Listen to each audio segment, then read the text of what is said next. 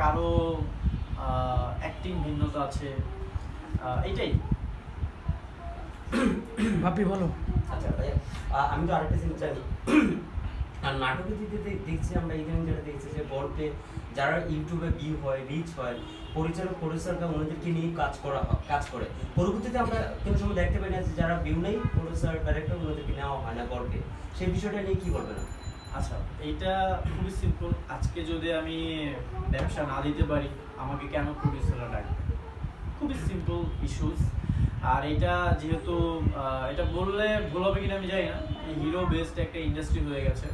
So আজকে আমি যদি ব্যবসা না দিতে পারি, কালকে দেখা যাবে যে আমার পাশে আমার যে প্রিয় ভাই আছে সোহেল তালুকদার ভাই হয়তো নেক্সট প্রজেক্টে আমাকে নাও নিতে পারে।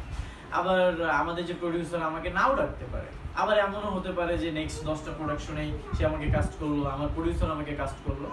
সো সবচেয়ে বেশি ইম্পর্টেন্ট যে ব্যবসাটা দিতে হবে, সেটা তুমি আজকে দাও কালকে দাও, ডেফিনেটলি তোমাকে ব্যবসা দিতেই হবে। আর সেটার জন্য প্রচুর হার্ডওয়ার্ক করা প্রয়োজন, প্রচুর অনেস্ট থাকতে হবে।